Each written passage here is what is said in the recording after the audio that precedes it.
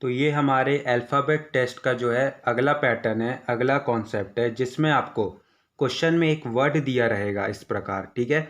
अब उसमें से आपको क्वेश्चन में कहेगा कि इसके फर्स्ट वर्ड, सेकेंड वर्ड या फिर कोई से भी वर्ड से जो है एक आपका वर्ड बन रहा है, मीनिंगफुल इंग्लिश का वर्ड बन रहा है, और फिर उसमें से जो है आपका कोई सा भी लेटर पूछ सकता है, ठीक है। तो मैं आपको देखिए पहले मैं समझाता हूँ कि पूरा कॉन्सेप्ट का जो पूरा थ्योरी है वो है क्या, फिर उसके बाद जो है हम क्वेश्चन देखेंगे। तो देखिए, a meaningful word starting with A is made from the first, second, fourth and fifth and the sixth letter of the word contract. Which of the following is the middle letter of the word. तो सबसे पहला चीज़ जो आपको क्या करना है, सबसे पहला स्टेप जो है आप इस वर्ड को जो है लिख लीजिए, ठीक है। तो आपने ये कॉन्ट्रैक्ट लिख लिया। अब क्या कह रहा है क्वेश्चन कि एक मीनिंगफुल वर्ड बन रहा है ए से, जो कि ए से आपका जो है वो स्टार्ट हो रहा है, ठीक है, ठीक है। फ्रॉम द फर्स्ट यानी कि पहला लेटर ये, सेकंड लेटर ये, फिर उसके बाद फोर्थ लेटर ये टी, फिफ्थ लेटर आपका आर, और सिक्स्थ लेटर यानी कि सी, ए से, ठीक है। तो क्वेश्चन आपका सिंपली कह रहा था कि क्वेश्चन में आपको एक वर्ड दिया है, उस वर्ड में से एक मीनिंगफुल वर्ड बन रहा है इस इन्हीं सब लेटर्स में से जितने आपको इस वर्ड में दिया है। कौन कौन से लेटर से? फर्स्ट, सेकंड, फोर्थ, फिफ्थ और सिक्स से। तो पहले मैं ये जितने भी जो वर्ड बन रहे हैं पहले मैं इसको पहले अलग से लिख लेता हूँ। तो COTRA। तो अब इन पांचों में से जो है एक मीनिंगफुल वर्ड बन रहा है, ठीक है, जो स्टार्ट हो रहा है ए से, स्टार्टिंग विथ ए, ठीक है।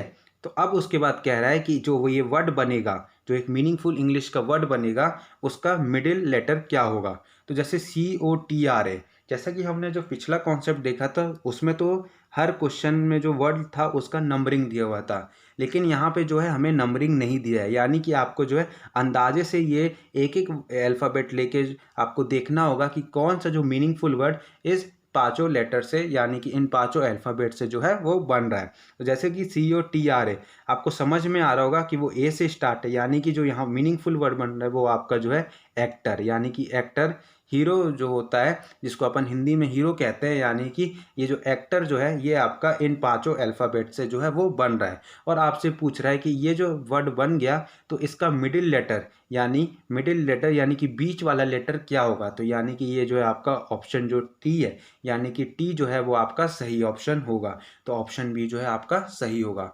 तो मिला जुला के जो पैटर्न था ये देखिए, सिंपली आपको एक वर्ड दे दिया है, उन वर्ड से कह रहा है कि कुछ उन वर्ड के जितने भी अल्फ़ाबेट्स है उसमें से कुछ अल्फ़ाबेट्स से आपका जो है ये एक मीनिंगफुल इंग्लिश का वर्ड बन रहा है, जो वर्ड जो है वो आपका ए से स्टार्ट है, ठीक है। तो पहले हमने वर्ड लिखा, फिर उसके बाद जो मार्क किया, जो भी first, second, fourth, fifth, six था उसको हमने साइड में लिख लिया, फिर उसके बाद इसको जो है अरेंज कर दिया, और ये ध्यान रखा कि क्वेश्चन में दिया है कि स्टार्टिंग विथ ए, यानी कि जो आपका मीनिंगफुल वर्ड है वो आपका ए से स्टार्ट हो रहा है। अरेंज कर दिया तो एक्टर बना, और हमसे पूछ रहा था कि जो वर्ड बना मीनिंगफुल वर्ड उसका मिडिल लेटर क्या था, तो वो टी था, यानी कि ऑप्शन बी जो है वो आपका सही है, ठीक है। तो इस तरह के भी जो कॉन्सेप्ट है हमें NTSC, रेलवे, बैंक और ओलंपियाड जैसे एग्ज़ामों में हमें लगातार जो है वो पूछे जाते हैं। समझ में आया तो जल्दी से कमेंट करके बताना, और जो डाउट है तो अभी फिर से जो है आप कमेंट कर सकते हैं। अब देखिए, अब इसमें जो है अगला क्वेश्चन करते हैं। अब ये क्वेश्चन जो है ये भी अच्छा क्वेश्चन है और ये भी NTSC का आया हुआ क्वेश्चन है। अब देखिए, a meaningful 9 letter English word is formed using all the alphabets given in the grid below. यानी कि ये जितने भी जो ये अल्फ़ाबेट्स आपको दिख रहे हैं इससे एक मीनिंगफुल इंग्लिश का वर्ड जो है वो बन रहा है।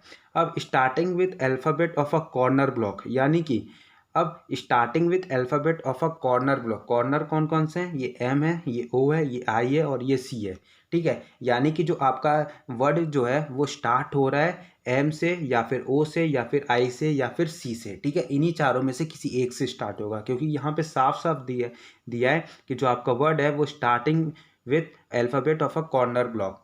फिर मूविंग इन क्लॉकवाइज डायरेक्शन, यानी कि अब एक और क्लू, जो दूसरा क्लू दिया है कि ये जो है घड़ी की दिशा में जिस तरह कांटे चलते हैं उसी डायरेक्शन में जो है ये भी जो है मूव करेगा, यानी कि इस डायरेक्शन में मूव करेगा। यानी कि IDO इस तरह से नहीं होगा, CTI इस तरह से नहीं होगा, आपका होगा COMM या फिर MMODI या फिर होगा आपका ODI, इस तरह से होगा। अब बस ये ध्यान रखना कि जो है आपका कॉर्नर वाला जो आपका जो चारों अल्फ़ाबेट है उसी से जो है वो स्टार्ट हो रहा है, और दूसरा क्लू दिया है कि वो क्लॉकवाइज चल रहा है। उसके बाद an ending at the alphabet in the central grid, यानी कि पहले आपका दिया था कि वो कॉर्नर वाले अल्फ़ाबेट से स्टार्ट होगा, फिर क्लॉकवाइज चलेगा, फिर जो है एंड होगा कहाँ पे, सेंटर वाले अल्फ़ाबेट पे आके, ठीक है। तो what is the fourth alphabet of the word, यानी कि जो हमारा वर्ड बनेगा वो उसका चौथा अल्फ़ाबेट क्या होगा, ये हमसे पूछ रहा है। अब चलिए, अब पहले मैं जो है अब एक एक कॉर्नर पकड़ के जो है पहले जो जितने भी हमारे ऑप्शन बन सकते हैं वो पहले मैं लिख देता हूँ। तो पहले जो है एम से चलते हैं, तो एम से जो है क्लॉकवाइज डायरेक्शन में एम एम ओ, फिर डी आई, ये क्लॉकवाइज में लिख रहा हूँ, फिर टी सी, और फिर ख़त्म कहाँ पे हो रहा है, सेंटर पे, यानी कि ओ वाई। तो ओ वाई, तो ये देखिए ये जो है हमारा इंग्लिश का कोई सा वर्ड, मीनिंगफुल वर्ड जो है वो इस तरह का नहीं होता, इसलिए ये वाला ऑप्शन गलत हो गया।